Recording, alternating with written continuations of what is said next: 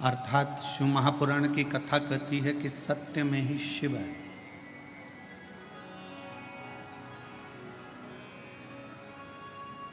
और उसको ढूंढने जाने के लिए कहीं पर भी जरूरत नहीं है।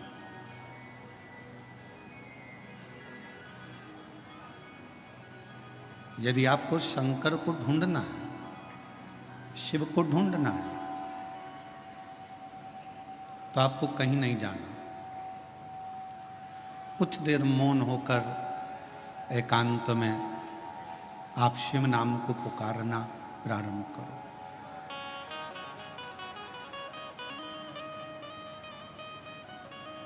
पंचाक्षर मंत्र नमः शिवाय, षडाक्षर मंत्र ओम नमः शिवाय आप जब भीतर से पुकारोगे, अंदर से पुकारना प्रारंभ करोगे, तो शिव महापुराण की कथा कहती है कि आपके अंदर ही शिव का दर्शन एक ना एक दिन बाबा भोलेनाथ जरूर करा देते। और मैंने तेरे ही भरोसे बाबा, तेरे ही भरोसे हवा बिच उड़ती जावागी बाबा, डोर हथो छड़ी नामे कटी जावागी भोले मैं तेरी भजन, शंभू मैं तेरी भजन, हवा बिच उड़ती जावागी बाबा, डोर हथो छड़ी नामे कटी जावागी। शिव महापुराण की कथा कहती है कि दुनिया का सबसे बेकार दिन कौन सा होता है?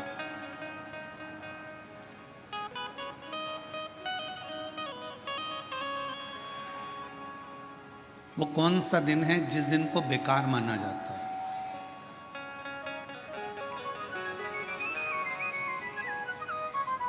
शिव महापुराण की कथा कहती है दुनिया का सबसे बेकार दिन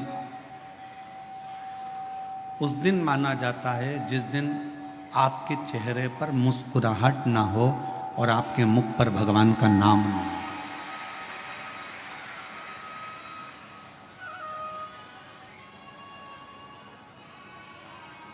आप यदि मुस्कुरा रहे हो, आपके चेहरे पर हंसी है और भगवान का नाम है, आपके चेहरे पर प्रसन्नता है और भगवान का नाम है,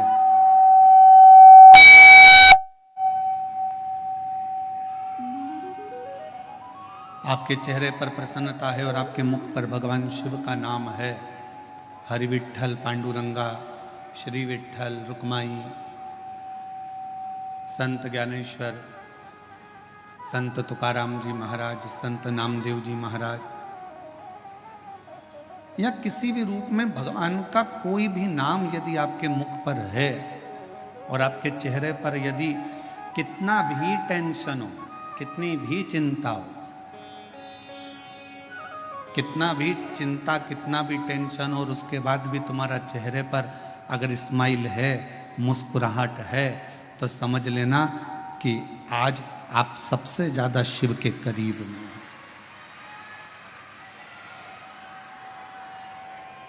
क्योंकि दिन ही बेकार वो माना गया है जिस दिन तुम्हारे चेहरे पर कोई मुस्कुराहट ना हो, कोई हंसी ना हो।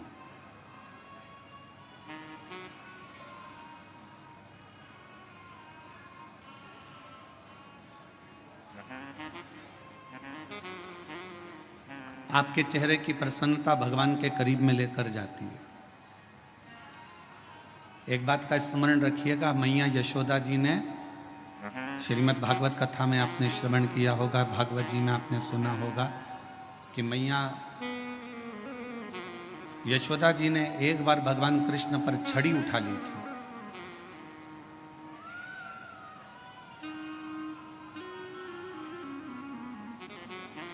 तब भगवान कृष्ण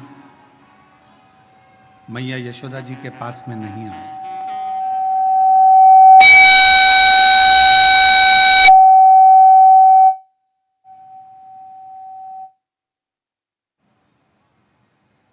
कन्हैया ने छड़ी उठाई तो भगवान कृष्ण मैया यशोदा जी के करीब में नहीं आए। मैया यशोदा जी के बाद अगर बेटी भी मायके आए और रोती रोती आए तो बाप को भी चिंता लगती है, बाप को चिंता व्यापती है, पिता को टेंशन रहता है।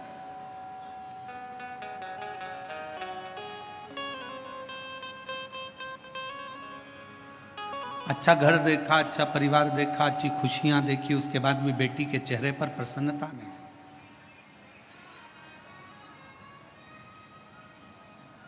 तो शिव के पास में जाओ, भगवान शंकर के करीब में जाओ, शिव जी के नजदीक में जाओ, देवादिदेव महादेव के पास में जाओ तो चेहरे पर थोड़ी सी प्रसन्नता। और तो और हमने शिव महापुराण की कथा के माध्यम से पहले भी आपको कहा, आप एक लोटा जल शिव जी को नहीं चढ़ा सकते।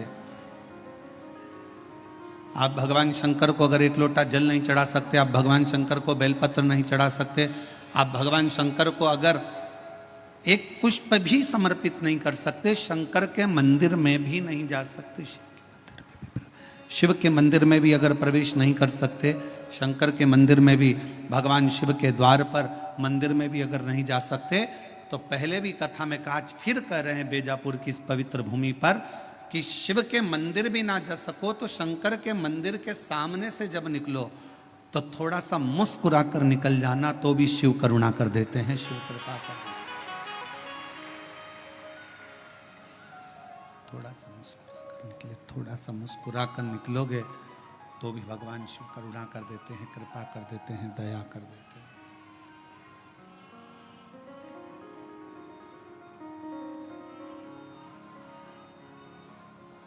शिव करुणा सागर है, शिव दया सागर है, शिव कृपा सागर है।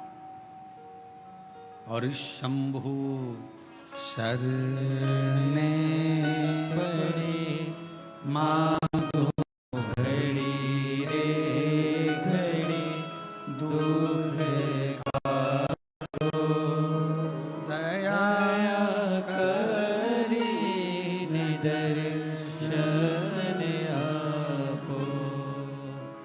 शंभु शरण पड़ी मांगो घड़ी रे घड़ी, दुख काटो दया करी निदर्शन आपो।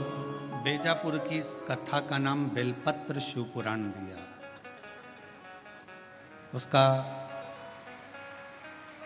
कारण एक ये भी रहा कि आने वाला जो समय है वो श्रावण का महीना है।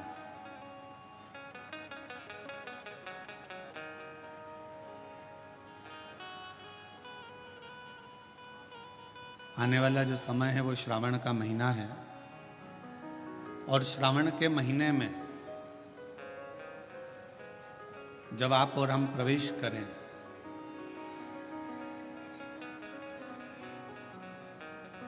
तो आपको और हमको ये मालूम होना चाहिए कि बेलपत्र की महत्वता क्या है।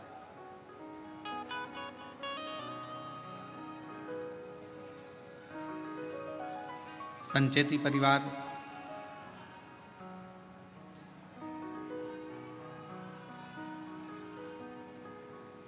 आज जो ये पवित्र शिव महापुराण की कथा को प्रारंभ करा है,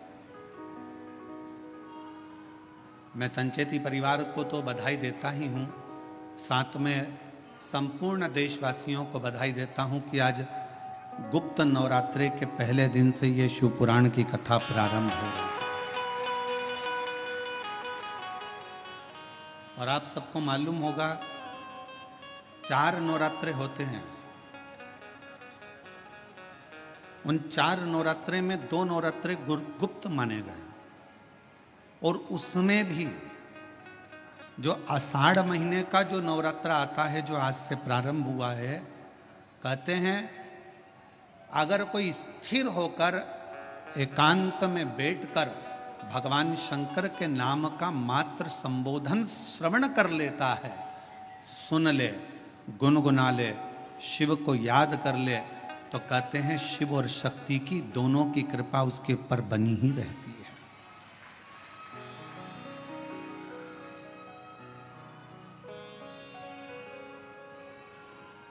और आज वही नवरात्रे, गुप्त नवरात्रे से ये शिव कथा संचेती परिवार में प्रारंभ हुई।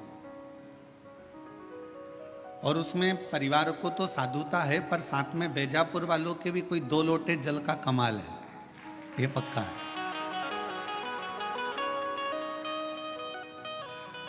हम जब कल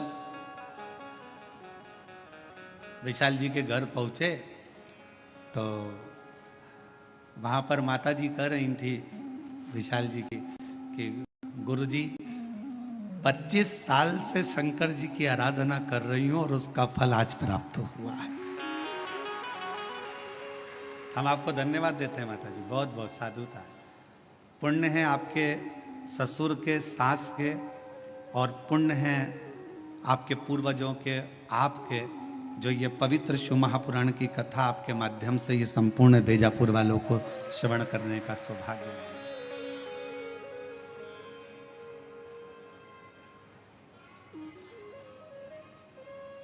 और वो भी इस पवित्र नवरात्रि के अवसर पर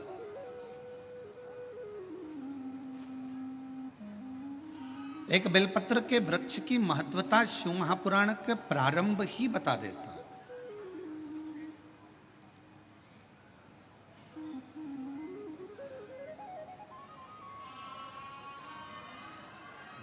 कि बेलपत्र शिव महापुराण की शुरुआत ही भगवान शंकर की शिव महापुराण की कथा के महत्तम से हो जाती है। महत्तम जिसमें देवराज जी का चरित्र आ जाता है।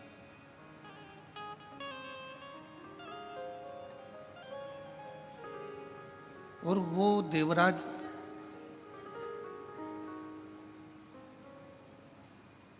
जिसने जीवन भर कोई अच्छा कार्य नहीं किया,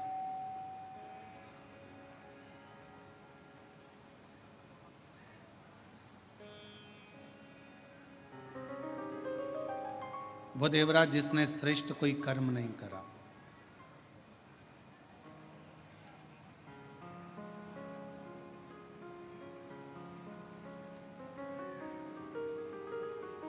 वो देवराज जो ब्राह्मण कुल में जन्म तो ले लिया पर ब्राह्मण कर्म से वंचित रहा।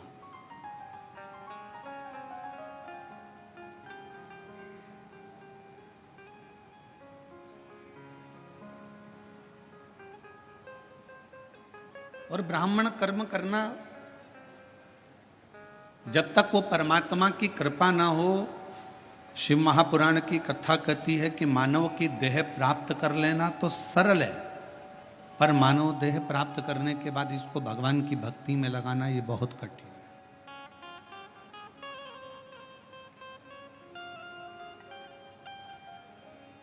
देह मिल जाएगी बहुत सरलता में। आपने कोई पूजन अधिक करी है, पाठ अधिक करा है, मंत्र जाप करा है, भोजन कराया, भूखे को प्यासे को पानी पिलाया, किसी की शिक्षा की व्यवस्था, किसी की चिकित्सा की व्यवस्था जो तुमने करी, उससे हो सकता है कि तुम्हारे जीवन में थोड़ा पुनः फिर वापिस मानव का शरीर मिल जाए, मनुष्य की देह मिल जाए, मना नहीं। पर मानव देह मिल जाना एक अलग विषय है, और मानव देह प्राप्त करने के बाद वापिस भगवान की भक्ति को कर लेना, भगवान के भजन को धारण कर लेना, भगवान के स्मरण को धारण कर लेना, ये कठिन।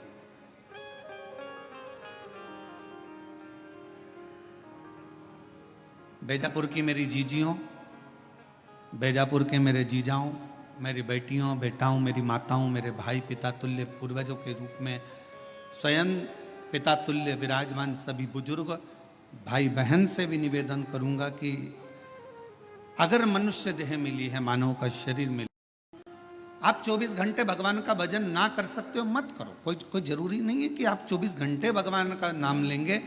21,600 श्वास जो मानव की देह में मिली है, मनुष्य शरीर में मिली है, इस 21,600 श्वास में से अगर मात्र 600 श्वास भी आप भगवान शंकर को और अपने इष्ट भगवान राम या कृष्ण जिसका आप गुणगान करते हो, हरि विठ्ठल पांडुरंगा जिसको आप भजते हो, उसको अगर मात्र 21,000 जो 600 श्वास मिली है उसमें से मात्र 600 श्वास भी आप अगर परमात्मा को दे रहे हो तो समझ लेना कि 21,000 श्वास से आपकी वैसे ही सिद्ध होती चली जा रही है, वैसे ही सिद्ध हो।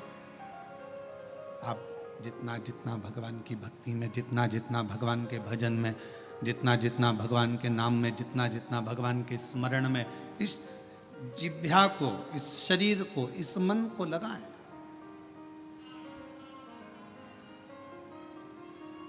करो कोई अच्छा कर्म जीवन में।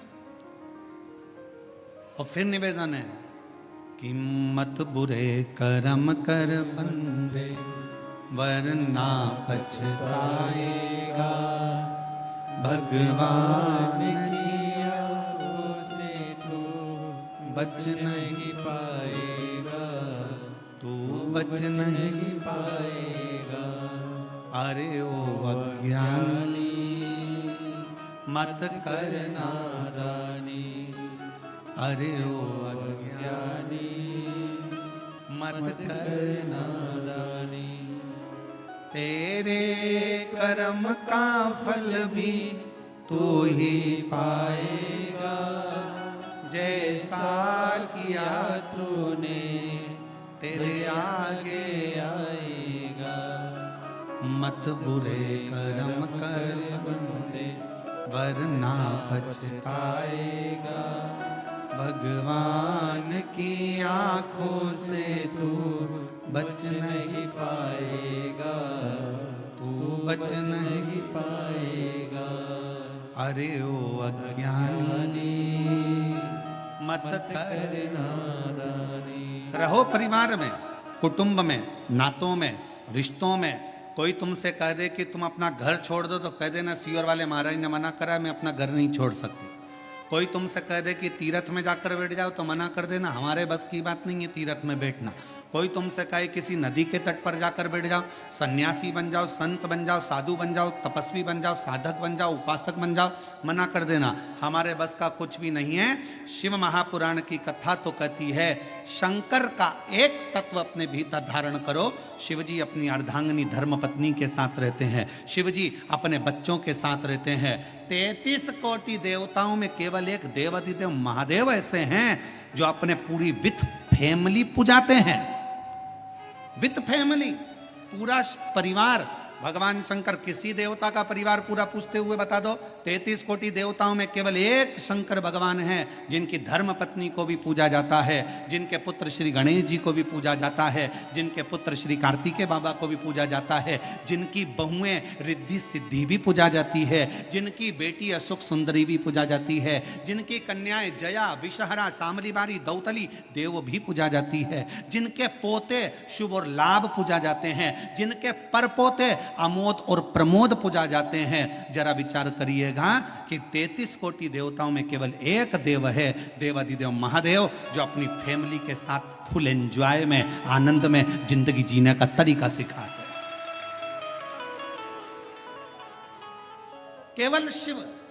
और आज का व्यक्ति बाहर एंजॉय करने का तरीका ढूंढता है। मैं दोस्तों के साथ जाऊंगा, वहां घूमने जाऊंगा, वहां ऐसा करने जाऊंगा, वहां मुझे खुशी मिलेगी। पत्नी को छोड़ दो घर में, पत्नी रह गई घर में, चलेगा दोस्तों के साथ एंजॉय करने के लिए, और मालूम पड़े कि वहां करा क्या, थोड़ा सा नशे का पान करा, कमरे में पड़े रहे और शुद्धि चली गई। दोस्तों ने विचार करा, पैसा लाया था खत्म हो गया, होटल वालों ने कहा चलो समाप्त हुआ पैसा, तुम भी बाहर निकलो, चलो यहाँ से, और निकाल दिया। अगर एंजॉय करना है, मेरे शिव जी कहते हैं अपनी अर्धांगिनी पार्वती के साथ शंकर भगवान विराजमान है, अपने बच्चों के साथ शिव जी विराजमान है, अपने परिवार के साथ शंकर भगवान विराजमान है। शिव जी कहना चाहते हैं कि अपनों के साथ में रहकर जो खुशी का आनंद है वो आनंद दुनिया में कहीं नहीं मिल सकता है। अपनों की श्रेष्ठता में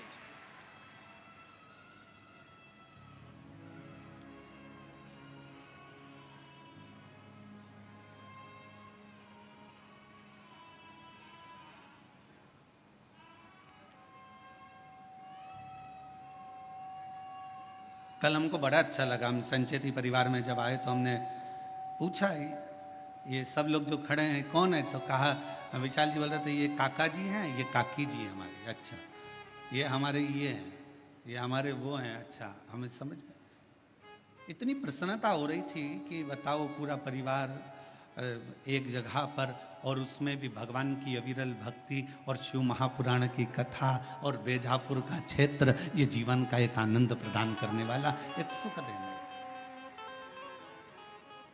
रखो।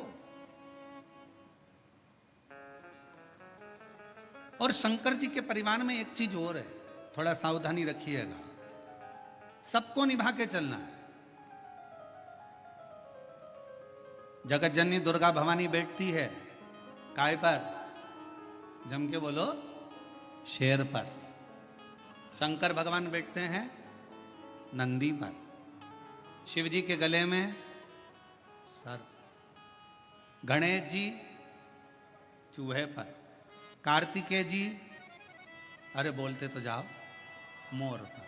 हमें भी तो मालूम पड़े, बेजापुर में सबकी आवाज मवाज तो ठीक है।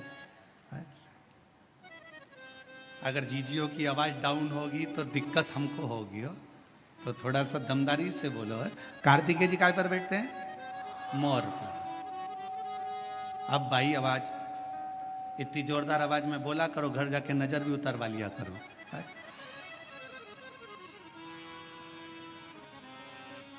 सब बैठे हैं। शिव जी नंदी पर है, मां जगत जननी दुर्गा भवानी शेर पर है। शेर नंदी को नहीं छोड़े अगर समय मिल जाए तो। सर्प चूहे को नहीं छोड़े, मोर सर्प को नहीं छोड़े, सब दुश्मन। पर घर में एक बुजुर्ग, घर में एक बड़ा ऐसा होता है, उस बुजुर्ग के, उस बड़े के होने का सबसे बड़ा फल यह होता है कि शेर नंदी को नहीं, सर्प चूहे को नहीं, मोर सर्प को नहीं खा सकता, क्योंकि वहां बुजुर्ग का कंट्रोल, घर के बड़े का एक संयम इतना प्रबल होता है कि एक दूसरे को कोई नुकसान नहीं पहुंचा सकता। कोई नुकसान नहीं। हम नुकसान कब भोगते हैं? शिव महापुराण की कथा में बीड़ में एक बात कही थी, जब अपने घर के लोगों की बात, अपने माता पिता की बात, अपने घर के बुजुर्गों की बात जब आपको बुरी लगने लगे और बाहर के लोगों की बात आपको अच्छी लगने लगे, तो समझ लेना कि तुम्हारे विनाश का समय आ गया। ये निश्चित है। घर के लोगों की बात, माँ ने कुछ कहा तुम्हें बुरा लग गया, पिताजी ने कुछ कहा तुम्हें बुरा लग गया, काका जी कुछ बोले तुम्हें बुरा लग गया, ताऊ कुछ बोले तुम्हें बुरा लग गया। घर के लोगों की बात जब तुम्हें बुरी लगने लगे और बाहर के दोस्त बोल रहे हैं, सहेली बोल रही है, बेस्ट फ्रेंड बोल रही है, तो तुम्हें अच्छा लग रहा है, समझ लेना कि तुम्हारा विनाश का समय निश्चित आ गया है। शिव पुराण कहती है कि जब जब मेरे भोलेनाथ, जब जब मेरे शंकर, जब जब मेरे करुणा सागर, जब जब मेरे शिव, जब जब मेरे भगवान भोलेनाथ अपने बच्चों को भटकता हुआ देखते थे, तब तब मेरे शिव कुछ ना कुछ कहने के लिए आतुर हो जाते थे। शिव की आतुरता रहती, शंकर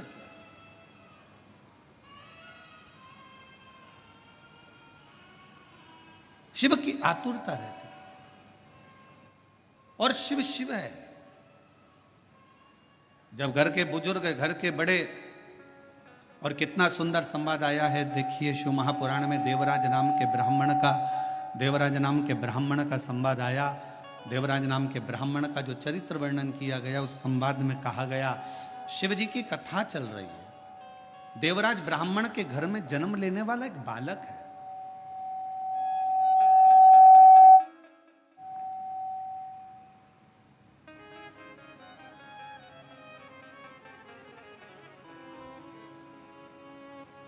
सभा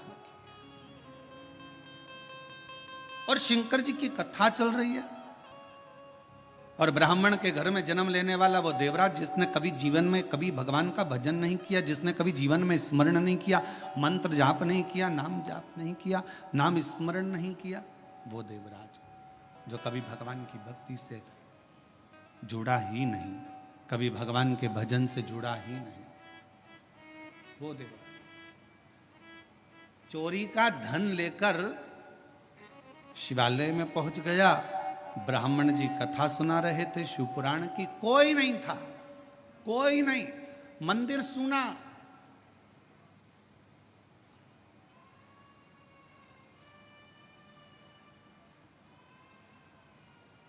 शिव महापुराण का सबसे बड़ा श्रोता कौन है?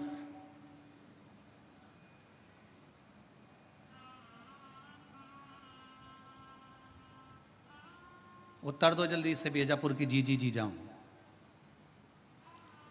शिव महापुराण का सबसे बड़ा श्रोता कौन है? शिव पुराण को सुनने वाला सबसे बड़ा श्रोता, श्रीमद् भागवत कथा को सुनने के लिए सबसे बड़े श्रोता थे राजा परीक्षित। रामचरितमानस को सुनने के लिए सबसे बड़े श्रोता थे काशी नरेश। पर शिव महापुराण का सबसे बड़ा श्रोता कोई मानव नहीं, कोई मनुष्य नहीं। शिव महापुराण का सबसे बड़ा श्रोता स्वयं देव अधिदेव महादेव शंकर और पार्वती है। शिव श्रेष्ठ श्रोता बनकर बैठे हैं, श्रेष्ठ श्रोता बनकर।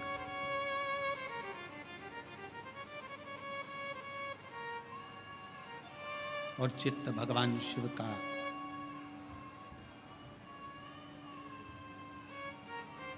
जिस स्थान पर देवराज नाम का ब्राह्मण शिवालय के अंदर पहुंचा है, उस शिवालय में भी कोई श्रोता कथा सुनने वाला नहीं है।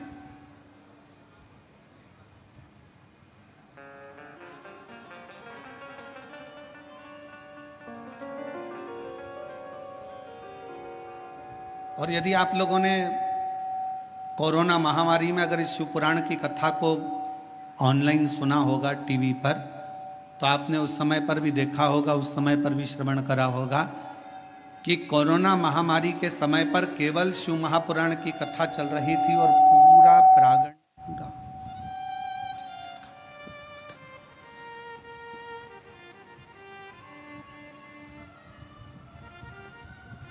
शिव महापुराण की कथा चल रही थी और पूरा क्षेत्र, पूरा हॉल खाली रहता था। कौन सुन रहा? देवराज नाम का ब्राह्मण भगवान शंकर के मंदिर में चोरी का धन लेकर पहुंचा।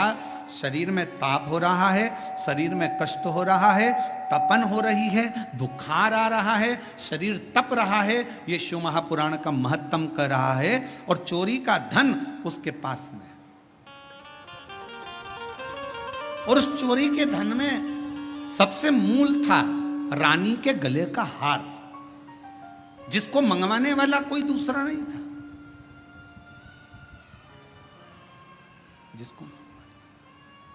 जिसको मंगवाने वाला कोई दूसरा नहीं था, जिसको मंगवाने वाली केवल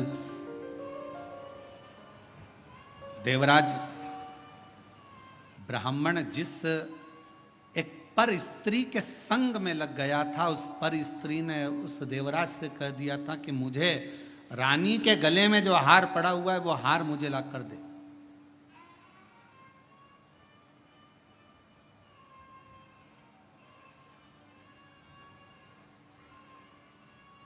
और देवराज उस स्त्री के कहने पर चोरी करने चले गया, धन हार चुरा कर लेकर आ गया, शिव जी के मंदिर में पहुंच गया। शंकर जी के चोरी का धन उसके पास में रखा हुआ था, चोरी का धन उसके पास में रखा हुआ था।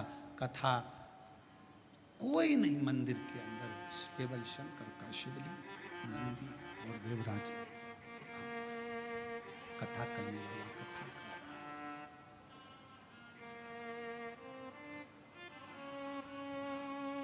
कथा करने वाला कथा कर रहा है। केवल एक ब्राह्मण बैठा है, कथा बाच रहा है, मंदिर में कोई भी नहीं। यहां तक शिव महापुराण की कथा कर रही है, जिस मंदिर में शिव पुराण की कथा देवराज चोरी का धन लेकर, जिस शंभु चोरी का धन लेकर देवराज जिस मंदिर में पहुंचा था, वहां पर जहां पर एक ब्राह्मण कथा कर रहा था, वहां पुजारी तक नहीं था। वहां पर कोई पुजारी नहीं। कोई पुजारी है ही नहीं। केवल शंकर भगवान का शिवलिंग है, नंदी है और देवराज चोरी का धन लेकर बैठा हुआ है। एक ब्राह्मण शिव महापुराण कथा का वाचन कर रहा है, कोई श्रोता में नहीं। और भगवान शंकर ने मां पार्वती जी को यह कहा है, पार्वती सुनो, जहां पर शिव महापुराण की कथा होती है, श्रवण करने के लिए जो पुरुष और स्त्री, बेटा और बेटी, नर नारी, गंधर्व, अप्सरा, देवता शिव महापुराण की कथा को अगर श्रवण करने के लिए जाते हैं तो वहां केवल संसार का मनुष्य, संसार का मानव ही नहीं रहता, वहां पर स्वयं शिव कहते हैं कि मैं और शक्ति दोनों उस कथा को श्रवण करने के लिए उस मनुष्य के रूप में पहुंच गए।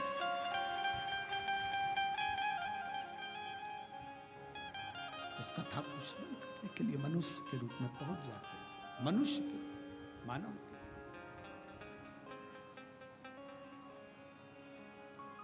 अब जितने भी श्रोता भाई बहन इस कथा को श्रवण करने के लिए आए हैं, जितने भी श्रोता भाई बहन इस कथा को सुनने के लिए आए हैं, कथा श्रवण करने के लिए बैठे हैं, तो आप सबसे निवेदन है, आप कोई साधारण व्यक्ति नहीं है, आप कोई साधारण नहीं है।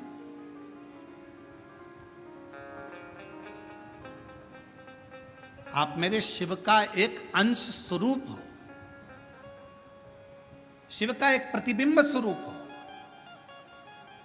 और शिवोहम शिव महापुराण की कथा जो इससे पहले निकुंभ छत्तीसगढ़ में करी, उसमें बताया था शिवोहम का मतलब ही यही है कि शिव आपके अंदर है। केवल आपका भजन, आपका कीर्तन, आपका मंत्र जाप, आपका स्मरण, आपका नाम जाप शंकर को भीतर से प्रकट कर ले, भीतर से प्रकट कर। और महाराज हर पल हर घड़ी शिव तुम्हारे साथ, हर पल। तेरे सिर पर भोलेनाथ, फिकर फिर क्या करना, तेरे सिर पर भोलेनाथ, फिकर फिर क्या करना, क्या करना फिर क्या करना, क्या पुराण की कथा वर्णन कर। शिवालय में कोई नहीं, केवल एक शिवलिंग है, नंदी है और कथा वाचने वाला एक ब्राह्मण, चोरी कर कर धन लाया हुआ वो देव।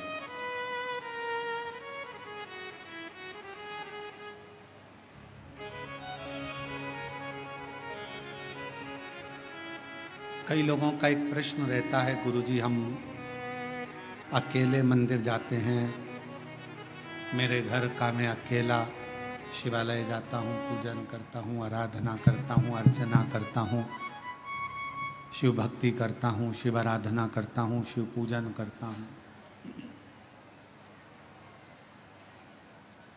पर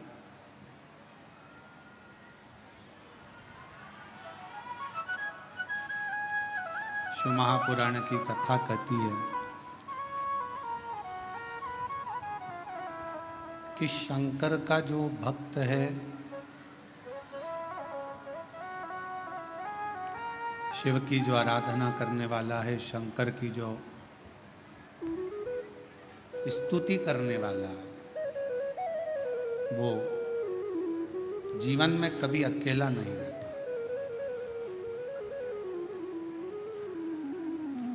माँ के गर्भ में बच्चा आता है, गर्भ में जब बच्चा आता है उस समय से शिव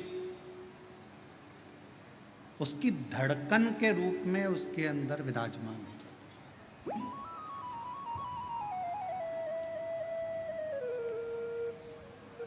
इसलिए वीर शैव लिंगायत संप्रदाय में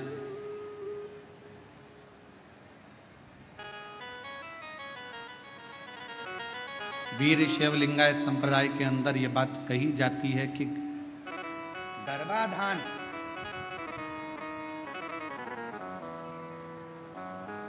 गर्भ में जब बच्चा रहे उस समय से लेकर व्यक्ति के जब प्राण छूटते हैं तब तक शिव शिव उसके अंदर विराजमान रहता है, शिव तत्व उसके अंदर विराजमान रहता है।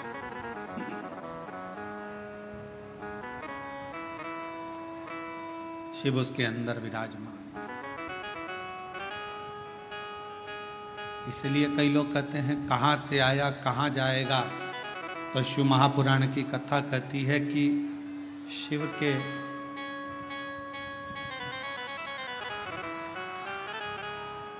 शिव महापुराण की कथा कहती है कि शिव के द्वार से आया और शिव के ही द्वार गया। पर कब? जब हमारा भरोसा श्रेष्ठ हो, जब हमारा विश्वास श्रेष्ठ हो।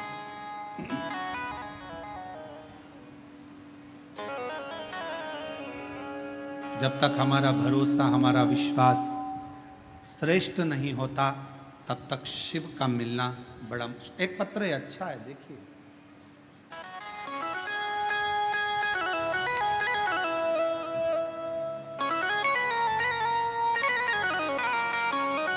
मैं सारिका टेकरने, मुकाम पोस्ट तहसील गंगापुर, जिला छत्रपति संभाजी नगर, महाराष्ट्र की रहने वाली। कहीं बैठी हों तो हाथ हिला सकती हैं। अगर कहीं बैठी हों तो हाथ हिला सकती हैं।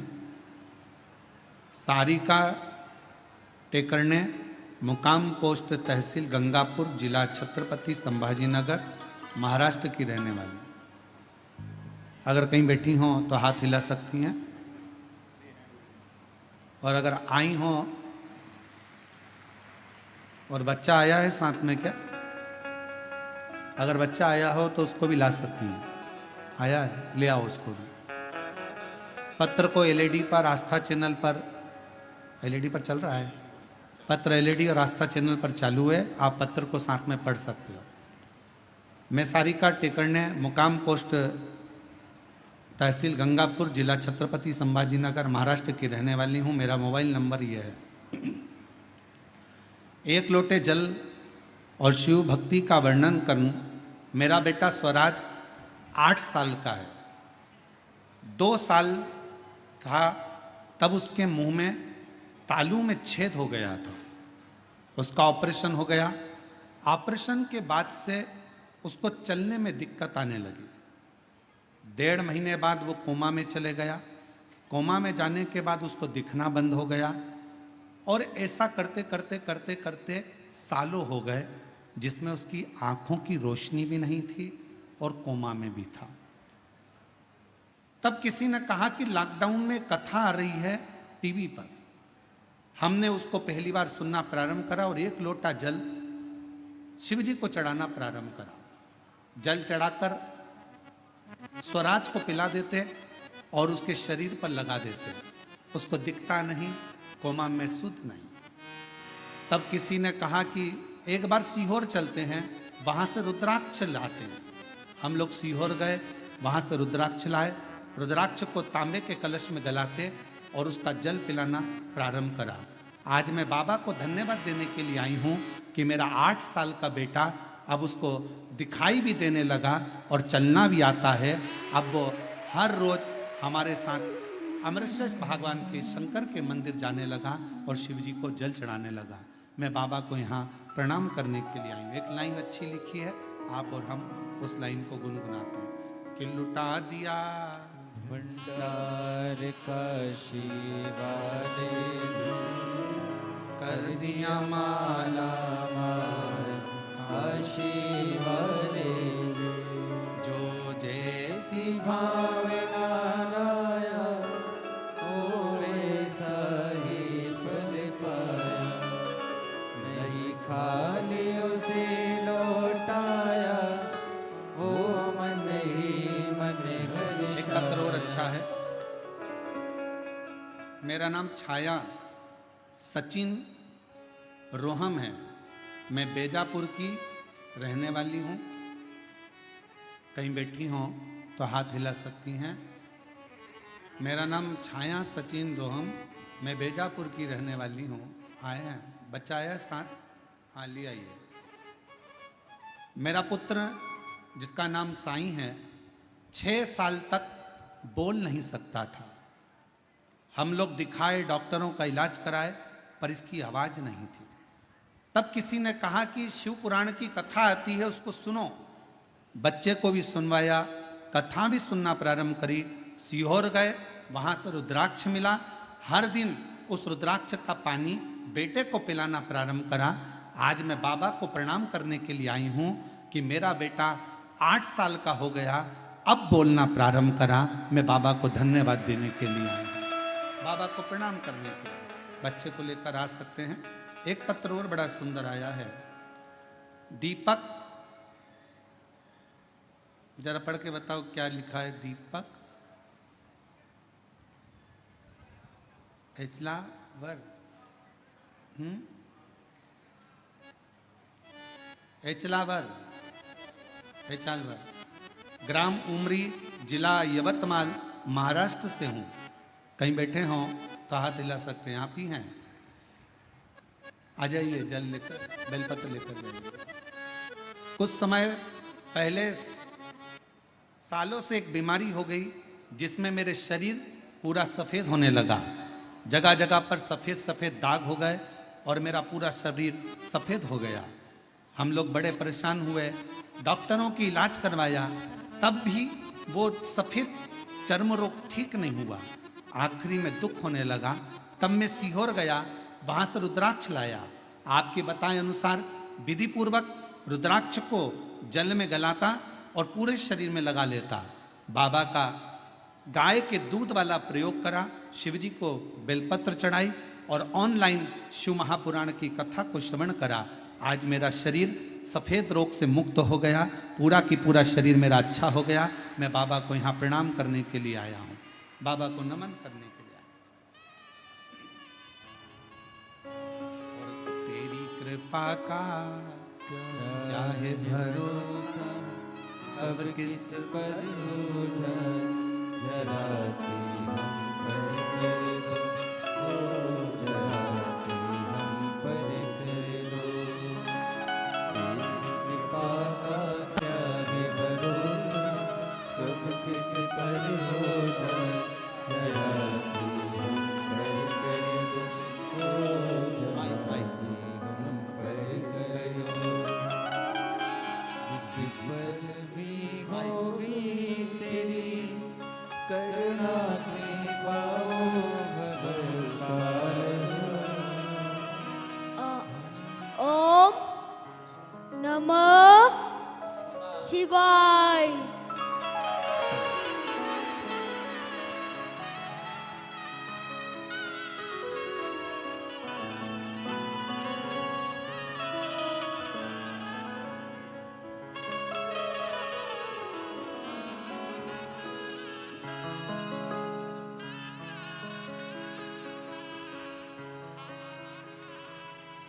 इतने सालों के बाद उसकी वाणी आई। एक बार जोरदार ताली बजाकर साधु का शिव कृपा, एक विश्वास, एक भरोसा, एक दृढ़ता। और जिस पर भी हो गई तेरी कृपा करुणा, वो भव पार हुआ, भव पार हुआ।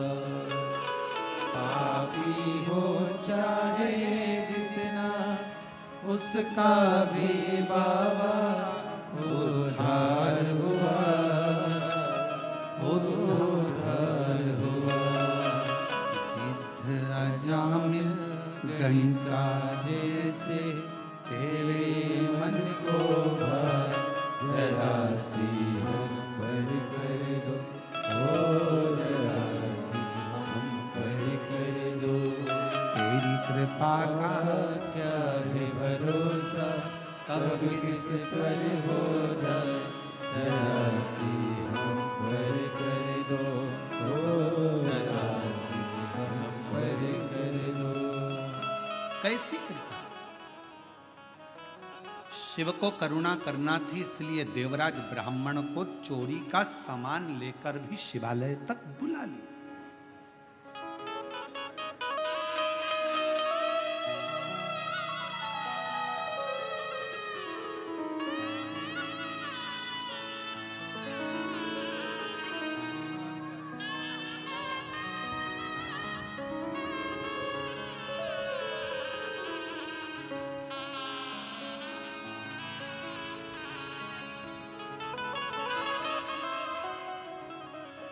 आंखों से देख नहीं सकता था, चल नहीं सकता था, कोमा में पड़ा रहता था, उठ नहीं सका कई साल तक।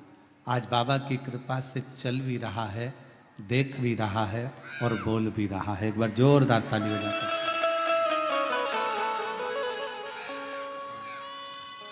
तेरी कृपा का क्या है भरोसा, कब किसी पर हो जाए जरा सी हम पर कर दो, जरा सी हम पर कर दो। एक शिव की करुणा क्या कर, विश्वास।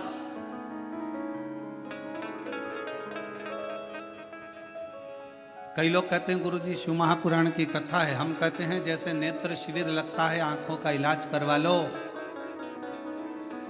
बस याद रखना उस नेत्र शिविर में आंखों का इलाज होगा, चश्मा लगेगा, लेंस लगेगा, और शिव महापुराण के इस नेत्र शिविर में इस हृदय पर शंकर का ऐसा लेंस लग जाता है जिससे जिंदगी में दुख धीरे धीरे समाप्त होता चला,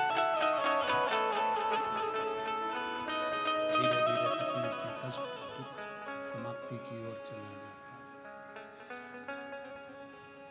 धीरे धीरे दुख समाप्ति की ओर चला जाता है। शिव को एकांत में शंकर भगवान बैठे हैं, शिव जी बैठे हैं। देवराज आया, चोरी का धन लाकर बाजू में रखा। शिव पुराण की कथा चल रही थी। कथा 2 क्षण की देवराज ने सुनी, मात्र 2 क्षण।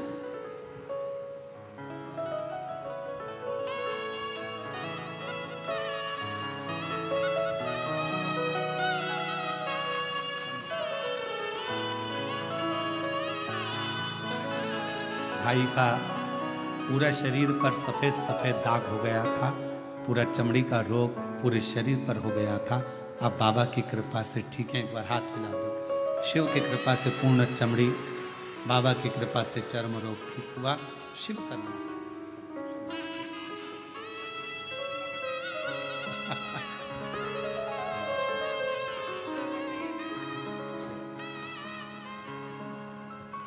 शिव कृपा। कथा में मन नहीं लगा देवराज का, चित्त नहीं लगा, सुन नहीं पाया, मन नहीं लगा पाया, क्योंकि शरीर में ताप था, शरीर में बीमारी थी। जब कथा में मन नहीं लगा, देवराज का चित्त नहीं लगा, हृदय नहीं लगा, कथा को छोड़कर देवराज नामक का ब्राह्मण अपना चोरी का धन लेकर बाहर निकल, मंदिर से बाहर।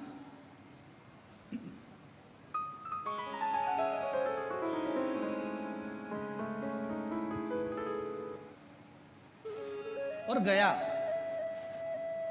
सोचा अब कहां जाऊं, मेरे शरीर में बहुत ताप है, बहुत कष्ट है। और फिर निवेदन है आप सबसे, शिव महापुराण कथा के माध्यम से, भगवान शंकर की कथा के माध्यम से फिर निवेदन।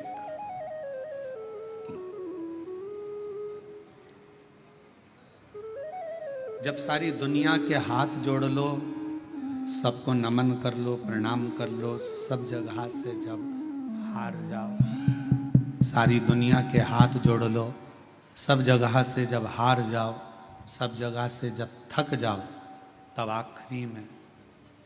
आखिरी में मेरे शिव के दरवाजे पर एक बार जरूर जाओ और वहां जाकर एक लोटा जल चढ़ाना प्रारंभ।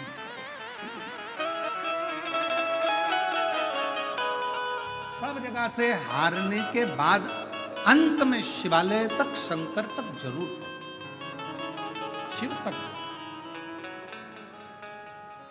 हम तो कई बार कथा में कहे कि जैसे बच्चा गुल्लक को भरता है और गुल्लक भरने के बाद बच्चा गुल्लक तोड़ता है तो कोई गिफ्ट खरीद कर लेकर आता है, उसी तरह अपने दादा, परदादा, पिता, माता, घर के बच्चों की भाग्य की गुल्लक जब फूटती है, तब समझना कि जिंदगी में एक बार शिव महापुराण की कथा अपने परिवार के द्वारा हो।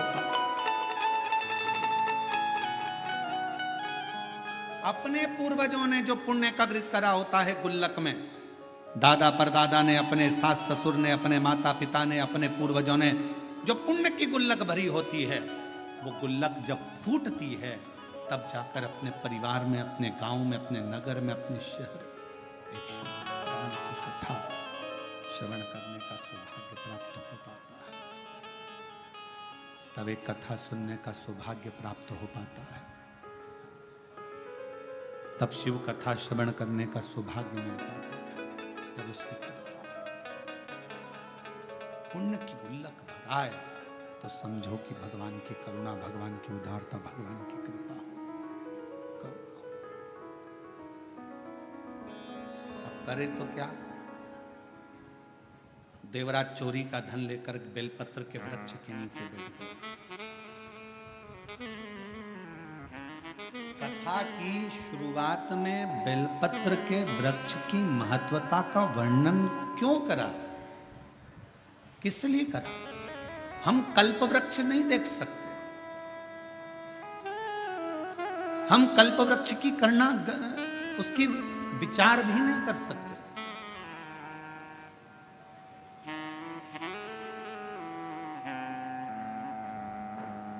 हम कल्प वृक्ष को अपने घर पर लेकर भी नहीं आ सकते। पर शिव पुराण की कथा कहती है, भगवान शंकर का चरित्र कहता, शिव तत्व कहता कि यदि एक बेलपत्र का वृक्ष हम अपने घर में लगा लेते हैं, बगीचे में लगा लेते हैं, या किसी भी स्थान पर यदि हमने जिंदगी में एक बेलपत्र का वृक्ष लगा लिया, तो ये मानकर चलना कि तुमने कल्प वृक्ष की कामना कर कर उस वृक्ष को लगाया, अपने जीवन में कुछ अच्छा फल प्राप्त करना, कुछ अच्छा प्राप्ति के लिए। कितना महत्व है एक बेलपत्र का महत्व। एक शिव महापुराण का एक बड़ा सुंदर प्राचीन संवाद है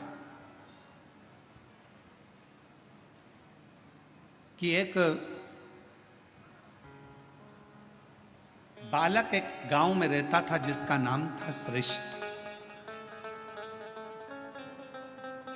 जन्म हुआ, मां चली गई, थोड़ा बड़ा हुआ, पिता चला गया।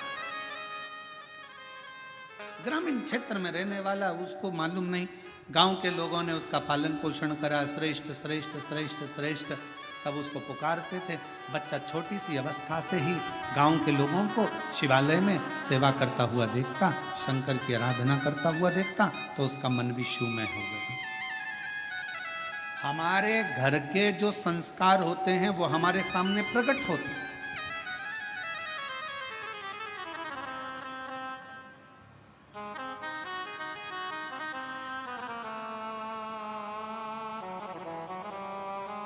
कल जब हम संचेती जी के यहाँ आए तो हमने उनको सबसे पहला शब्द उनके घर में उनके माता पिता को यही कहा कि आपके पुत्र विशाल और बहुरानी, घर के बच्चों को आपने जो संस्कार दिया, ये संस्कार आज सामने देखने को मिलता है। कम से कम इतनी बड़ी शिव महापुराण की कथा अपने माता पिता और अपने पूर्वजों का आनंद के लिए कराई तो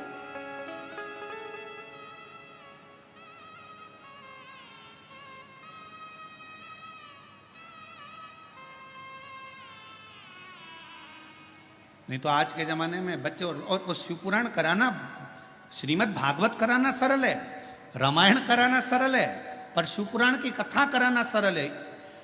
चारों तरफ से इतना इतना प्रेशर रहता है, हर तरह का। पानी गिर रहा है, कीचड़ हो गया, कहाँ बैठेंगे, क्या होगा, गाड़ी कहाँ से निकलेगी, पार्किंग कहाँ करी जाएगी, भोजन व्यवस्था कैसे करी जाएगी, कैसे करा जाए, महाराज कहाँ रुके, क्या खिलाए, क्या पिलाए, क्या करे, इतने भक्त आएंगे, ये आएंगे, वो आएंगे, दुनिया भर के फोन भी आएंगे, हमें आगे बैठना है, हमें यहाँ बैठना है, हमें वहाँ बैठना है, पूरी चिंता चिंता चिंता चिंता चिंता। आप विशाल जी से पूछना, वो तो विशाल जी का हाथ शंकर जी ने पकड़ रखा है, इसलिए उनकी चिंता थोड़ी भोलेनाथ ले रखे हैं, पर उनसे पूछिएगा जरा कि महाराज कथा करवाना कितना कितना कठिन, जरा पूछिएगा, बहुत कठिन। क्या तक कथा शिव पुराण की चालू ना हो तब तक थोड़ा थोड़ा थोड़ा थोड़ा थोड़ा थोड़ा, और जैसे ही शिव पुराण के पहले दिन की कथा हो जाए तो सबसे ज्यादा फ्री तो यजमान हो जाता है कि लगे महाराज कथा चालू हो गई, अब क्या सोचूं, अब तो शंकर जी जाने, भोलेनाथ जाने, शिव जी जाने।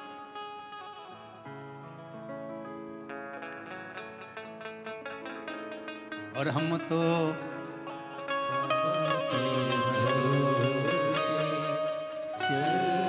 दीनानाथ, तुम लोग चुप रहो जरा, इनका भी तो सुने, बेजापुर वालों के आवाज कैसी, हमको भी तो सुनने मिले। तुम बोलो तुम बोलो।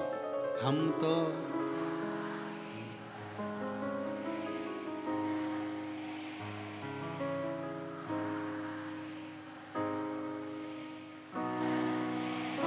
ये दुनिया वाले जलते हैं, ये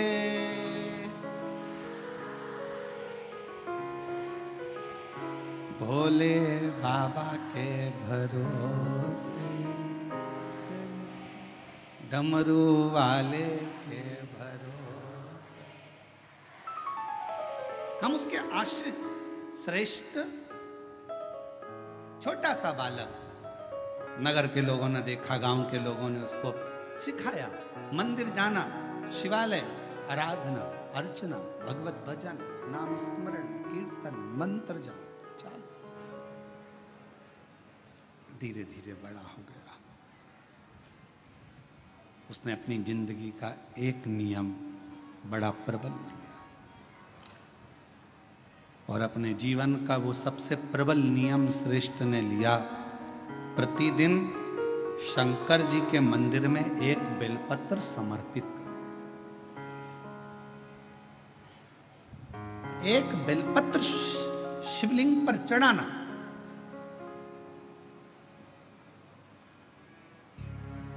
और होना चाहिए, जिंदगी का एक नियम आपके जीवन में होना चाहिए। हम तो आप लोगों से भी कहेंगे कोई बड़ा नियम नहीं ले सकते, तो एक नियम अपने जीवन में ले लो कि मैं सुबह उठते से ही सबसे पहले अपने मुख से श्री शिवाय नमस्तुभ्यं बोलूं।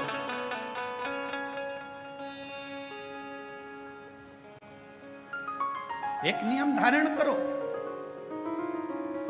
कोई सा भी नियम ले लो। हो सकता है बेलपत्र का आप नियम लो और गर्मी का समय हो और बेलपत्र नहीं मिले चढ़ाने के लिए, तो हो सकता है कि नियम में कुछ गड़बड़ हो जाए। हो सकता है मंदिर जाने का नियम लो और कभी कभी घर में कार्य ज्यादा हो जाए, नहीं जा पा, पर जो अपन से संभल जाए वो नियम अपनी जिंदगी में एक लेना चाहिए। एक नियम अपनी जिंदगी में लो कि मैं ये नियम ले रही हूं कि मैं अपने जीवन में प्रतिदिन, अगर सुबह ना ले पाई तो दिन में ना ले पाई तो शाम को ना ले पाई तो रात में एक बार मुख से श्री शिवाय नमस्तुभ्यं जरूर कहो। मैं पंचाक्षर मंत्र नमः शिवाय जरूर बोलूं, मैं षडाक्षर ओम नमः शिवाय का जाप जरूर।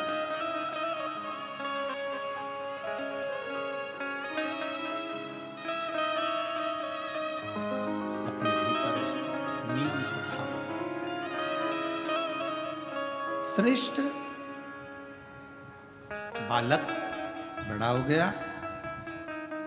अपना नियम धारण कर कर रहता। जिस गांव में श्रेष्ठ बालक रहता था उसी गांव के नजदीक में 2 गांव छोड़कर एक ब्राह्मण और एक ब्राह्मणी का परिवार रहता था।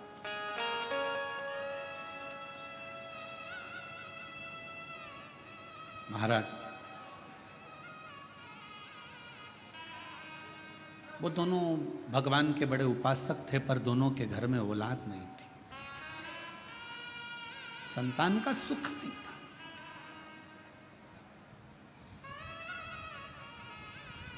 कई माताएं ऐसी बैठी हैं, कई पुरुष ऐसे बैठे हैं कि जो भगवान के मंदिर जाते हैं तो भी मन में आता है कि भगवान हमारी क्यों नहीं सुन रहा,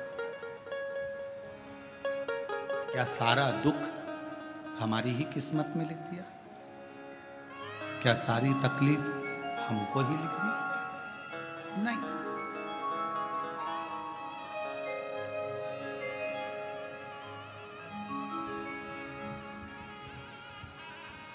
कभी ये विचार ना लाए, तेरे मंदिर में आना मेरा काम है और मेरी बिगड़ी बनाना तेरा।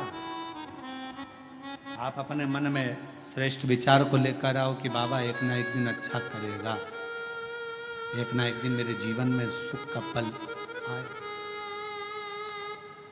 और फिर निवेदन करेंगे, आज से नवरात्रे प्रारंभ हुए हैं, 9 दिन तक,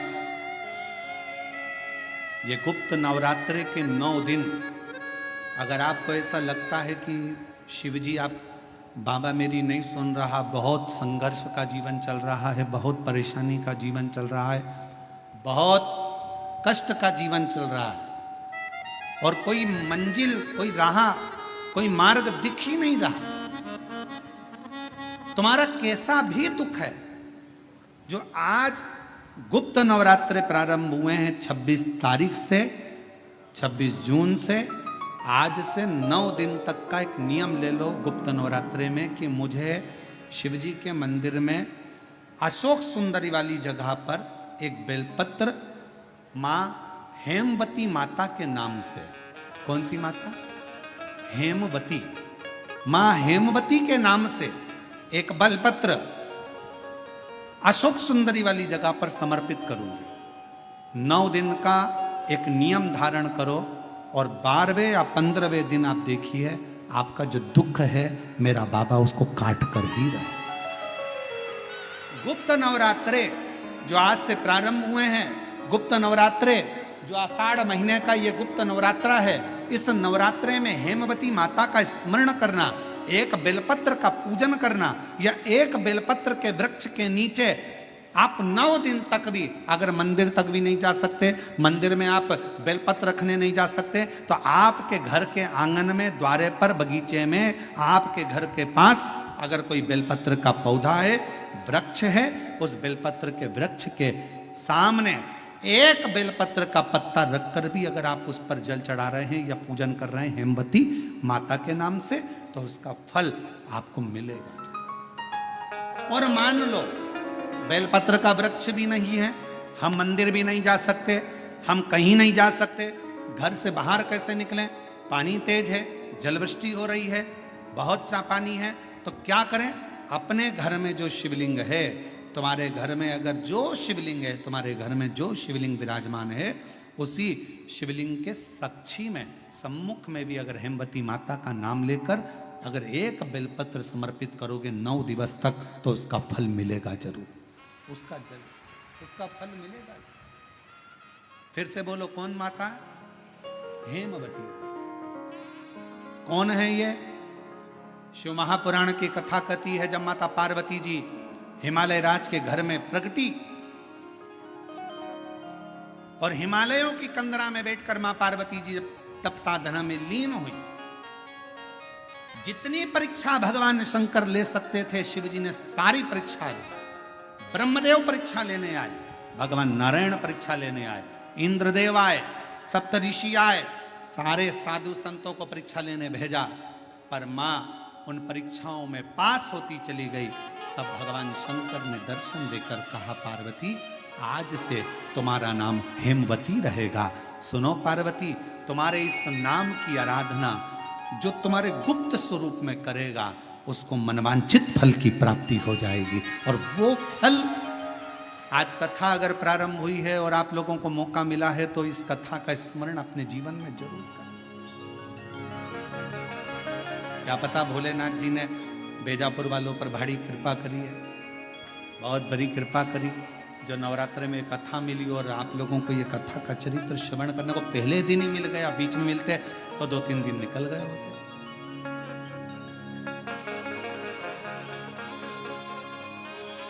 शिव और मेरे भोले तेरा सहारा है, मेरे भोले तेरा सहारा है, मेरी नैया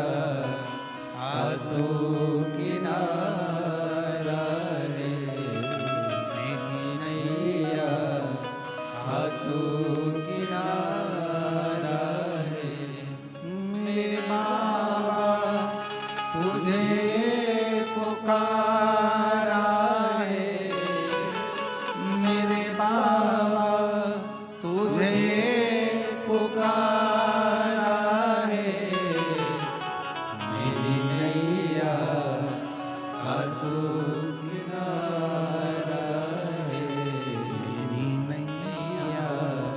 हाथों किनारा है। शिव जी की कथा कर, ब्राह्मण और ब्राह्मणी के घर में संतान की प्राप्ति नहीं थी, दोनों के घर में औलाद नहीं।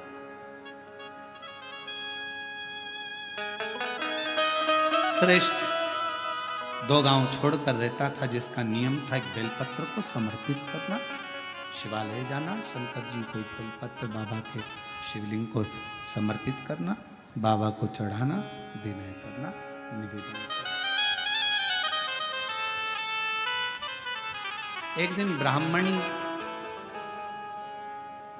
मंदिर से आ रही थी, देवलोक से इंद्र की धर्मपत्नी इंद्राणी सची देवी अपनी सहेलियों के साथ में भूलोक भ्रमण के लिए,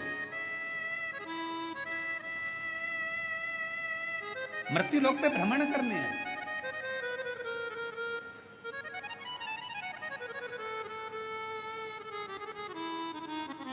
ब्राह्मणी रो रही थी। इंद्राणी सची देवी ने, इंद्र की धर्मपत्नी सची देवी ने उसके पास जाकर पूछा, तुम्हारे रोने का कारण क्या है? कहा, मेरे घर में संतान का सुख नहीं, मेरे घर में औलाद नहीं है, और अब तो मैं वृद्ध अवस्था की ओर जाती जा रही हूं, पर मेरे घर में औलाद नहीं।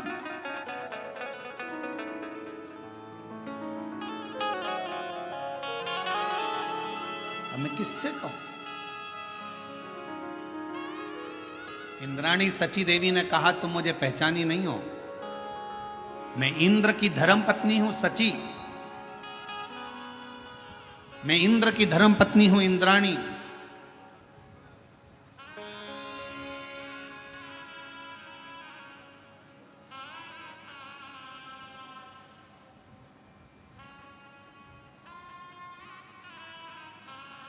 ब्राह्मणी ने हाथ जोड़कर कहा, इंद्राणी जी, आप देवलोक में रहती हो, एक बार अगर हो सके ना तो भगवान से मेरे लिए पूछना जरूर कि मेरी किस्मत में संतान है कि नहीं,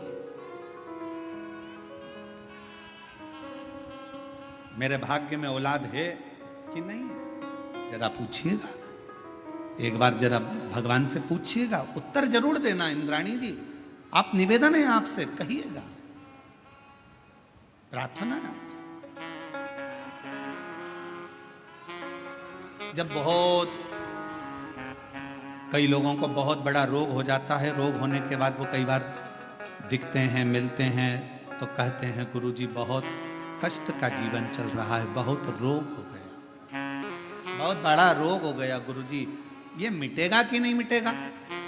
हम हमेशा एक ही बात कहते हैं, डॉक्टर शंकर का एक रूप होता है। जब भी अगर शरीर में तकलीफ आए, कष्ट आए, बीमारी आए, तो एक बार अपने डॉक्टर के पास जरूर जाओ, और डॉक्टर से जाकर कहो कि मेरे शरीर में रोग आ गया, बीमारी आ गई, वो तुम्हें जांच करने का बोले जांच कराओ, वो तुम्हें दवाइयां दे दवाइयां खाओ, वो तुम्हारी जांचें करवाए जांचें करवाओ, डॉक्टर को शिव मानकर उसका इलाज प्रारंभ करो, फिर किसी शंकर के मंदिर में जाकर 1 लोटा जल चढ़ाना प्रारंभ करो, डॉक्टर की दवा और शिव की दुआ तुम्हारे रोगों को समाप्त जरूर करेगी, ये निश्चित है।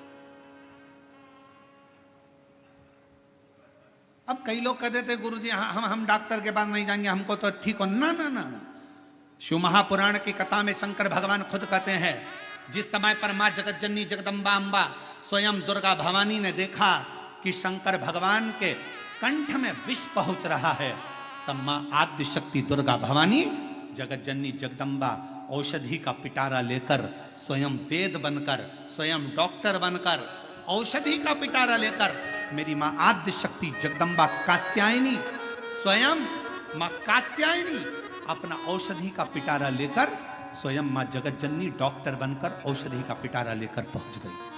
शिव जी को तो हलाहल विष था, अंदर उतरना था, पर पार्वती जी ने देखा, कात्यायनी ने देखा, मेरे पति अगर इस विष को नीचे उतार लेंगे तो पूरा ब्रह्मांड जल जाएगा, करूं क्या?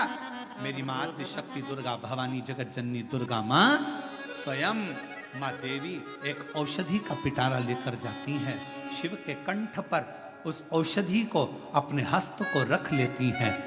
दुनिया की दृष्टि में लगा कि औषधि को लगाया गया, विष नीचे नहीं उतरा, पर जैसे ही माँ जगत जननी ने हाथ का स्पर्श करा, हाथ का स्पर्श करते थे जगत जननी उस कंठ में जाकर बैठ गई और विष को नीचे नहीं उतर रही, विष को नीचे नहीं उतर रही। कई लोगों को देखना, बहुत तेज बुखार आ रहा है, बहुत तेज पेट दुख रहा है, बहुत तेज सिर दर्द हो रहा है, प्रैक्टिकल करके देखना शिव पुराण की कथा का।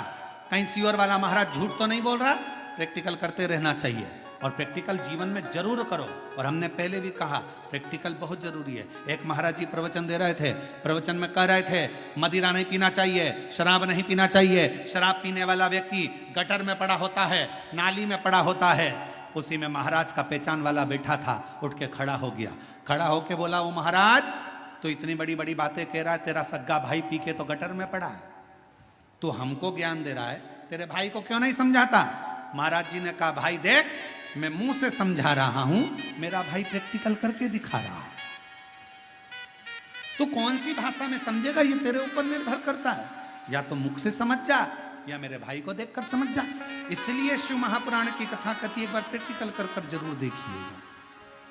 बहुत तेज बुखार आ रहा है, बहुत पेट दुख रहा है, बहुत सर दर्द हो रहा है, और जैसे ही घर के लोगों ने कहा चलो इसको डॉक्टर के पास लेकर चलते हैं, और डॉक्टर के पास ले जाने का समय आया, बुखार समा, सिर दर्द बंद, डॉक्टर साहब कह रहे अभी तो नॉर्मल है। हमारे बीच में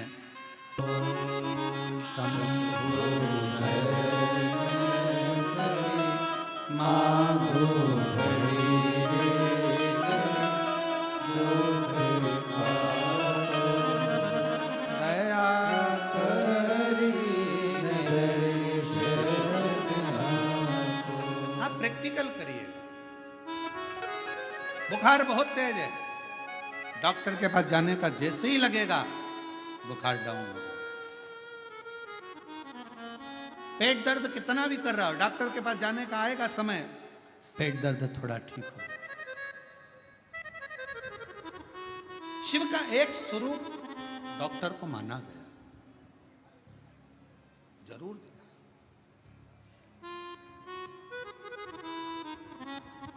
शरीर में रोग हो अवश्य जा, विश्वास शिव पर, शिव मान कर अवश्य। ब्राह्मणी ने कहा कि एक बार इंद्राणी से निवेदन करा, इंद्राणी से ब्राह्मण,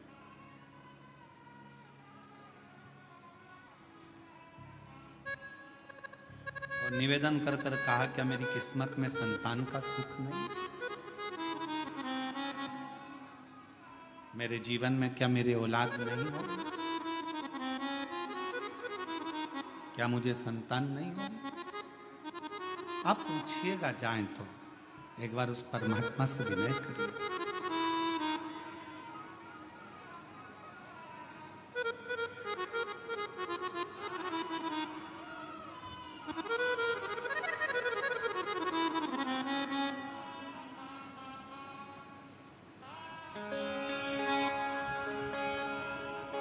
ठीक है, इंद्राणी ने कहा कि मैं जाकर पूछती हूं,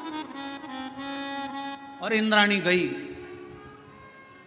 सची देवी ने अपने पति इंद्र से कहा कि स्वामी एक पृथ्वी पर एक ब्राह्मणी मिली थी, उसकी औलाद नहीं है, संतान नहीं है, मुझे जानना है उसकी किस्मत में क्या औलाद का सुख नहीं है, क्या संतान का सुख नहीं?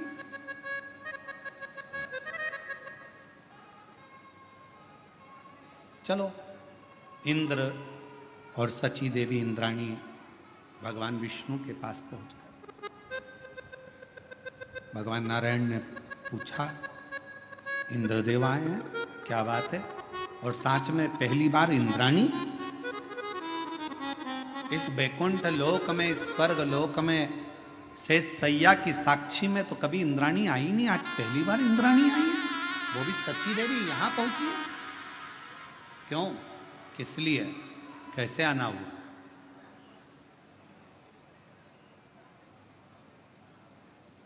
सची देवी ने हाथ जोड़कर कहा, प्रभु मेरे मन का एक संशय है, मेरे मन में बहुत दिनों से एक संशय चल रहा है। मैं पृथ्वी पर गई थी, मृत्युलोक में गई थी, और पृथ्वी पर भ्रमण करते करते गांव में पहुंच गई। वहां पर एक ब्राह्मणी से मेरा मिलना हुआ। उसने मुझे निवेदन करा है, बस भगवान से पूछना कि मेरी किस्मत में औलाद नहीं। भगवान विष्णु ने ब्रह्मा जी को बुलाया,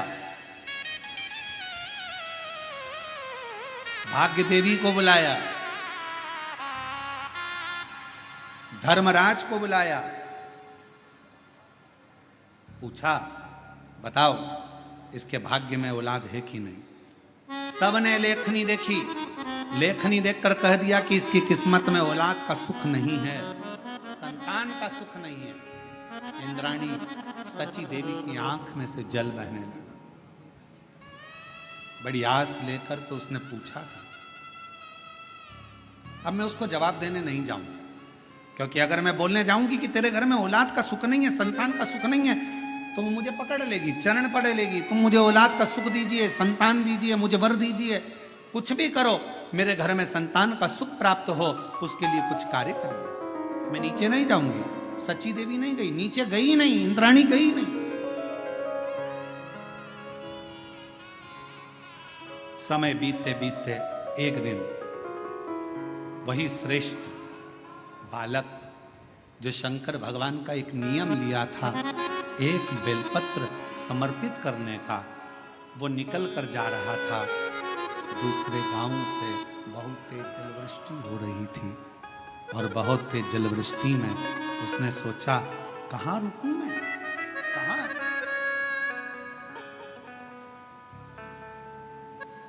इतना तेज पानी गिर रहा है, जलवृष्टि हो रही है, जाऊं तो जाऊं कहां? उसी ब्राह्मणी के घर में वो एक बेलपत्र का नियम बनाने वाला वो श्रेष्ठ बालक उस ब्राह्मणी के घर में चले गया। आवाज लगाई, आवाज दी, महाशय बांधव बांधव, मैं गीला हो रहा हूं, बहुत तेज जलवृष्टि है, द्वार खोलिए, दरवाजा खोलिए। दरवाजा खोला गया, अंदर प्रवेश किया। मुझे प्यास लगी है, पानी पिलाया, भूख लगी, भोजन कर।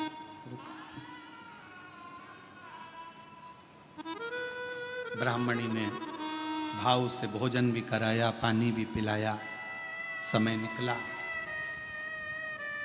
जाने लगा। ब्राह्मणी की आंख में आंसू था।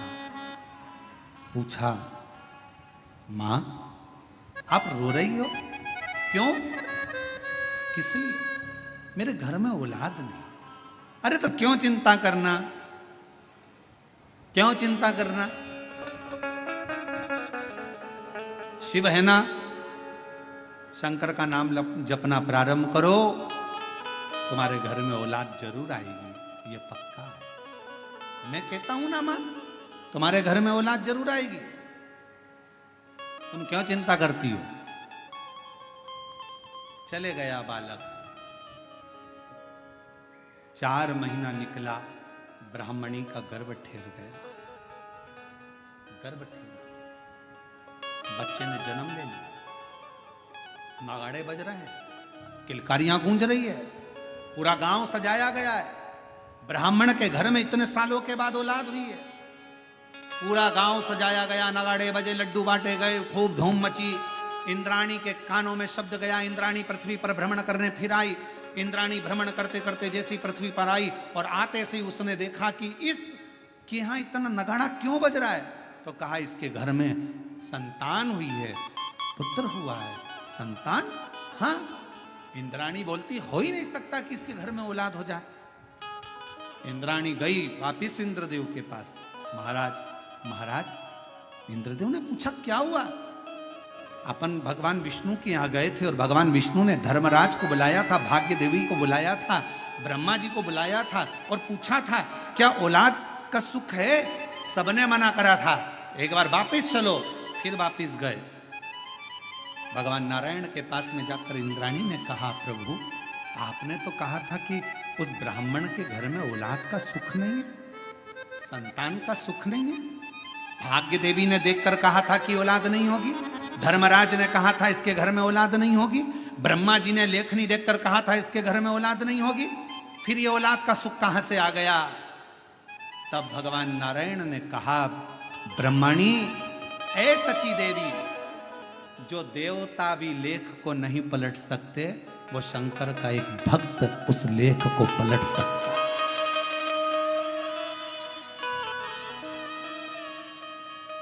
जो लेख देवता भी नहीं पलट सकते, देवता का काम है भाग्य लिखना, शिव जी का काम है भाग्य को पलट देना।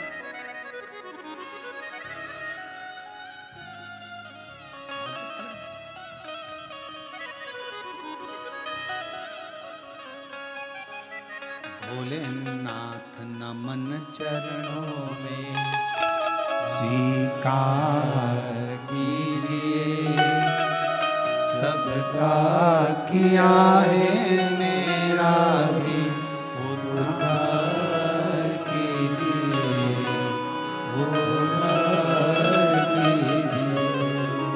हे त्रिपुंडधारी, हे त्रिशूलधारी, हे त्रिपुंडधारी, हे त्रिशूलधारी, चरणों में तेरे बाबा जी पावन है चारों धाम, तेरी देव करते वंदना, पूजे सीताराम। चरणों में तेरे बाबा जी पावन है चारों धाम, तेरी देव करते वंदना, पूजे सीताराम। हो जाए पूरी कामना, हो जाए पूरी कामना, उपकार कीजिए, सबका किया है मेरा भी उद्धार कीजिए, उद्धार कीजिए। हे त्रिपुंडधारी, हे त्रिशूलधारी, हे त्रिपुंडधारी, हे त्रिशूलधारी, चरणों में भोले बाबा। हे मेरे शिव, हे मेरे करुणा, आप करुणा करने वाले। भगवान विष्णु ने कहा, सची, भाग्य देवता ने लिखा इसके किस्मत में संतान नहीं, ब्रह्मा जी ने लेखनी में लिखा इसके घर औलाद नहीं।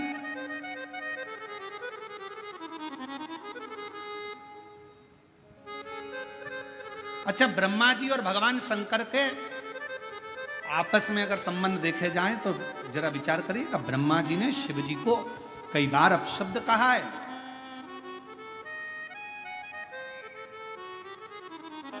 क्या कारण था? क्योंकि ब्रह्मा जी जो लेखनी में लिखते थे और कोई भक्त तुरंत अगर ब्रह्मा जी के पास में, भगवान शिव जी के पास में आ जाता और एक लोटा जल समर्पित कर कर विनती करता, तो भगवान उसकी लेखनी को पलट देते, लेखनी को पलट।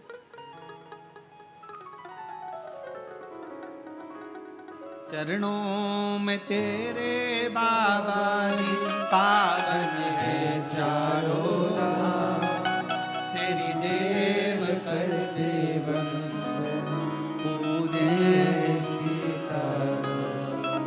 हो जाए पूरी कामना, उपकार कीजिए, सबका किया है मेरा भी कल्याण कीजिए, उद्धार कीजिए।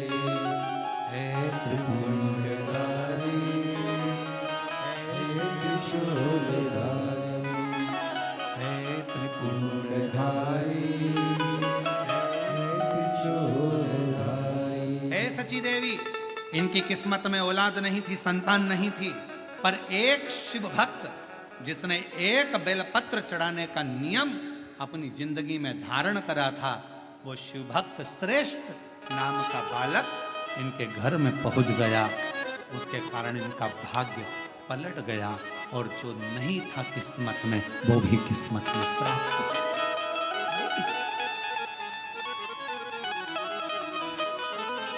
कितना सुंदर। फिर कहेंगे, तुम अगर शंकर जी के मंदिर में एक लोटा जल चढ़ाने जा रहे हो, शिव जी के मंदिर में जा रहे हो एक लोटा जल चढ़ाने के लिए, निवेदन है शिव मंदिर और तुम्हारे घर के बीच में तुम्हारी कितनी भी बेस्ट फ्रेंड रहती हो, सगे रिश्तेदार रहते हो, पर निवेदन है जल चढ़ाने के पहले और जल चढ़ाने के बाद घर से जाओ, सीधे जल चढ़ाया, जल चढ़ा के सीधे अपने घर आए। ना बेस्ट फ्रेंड ना कोई रिश्तेदार, हमारे दो ही रिश्ते,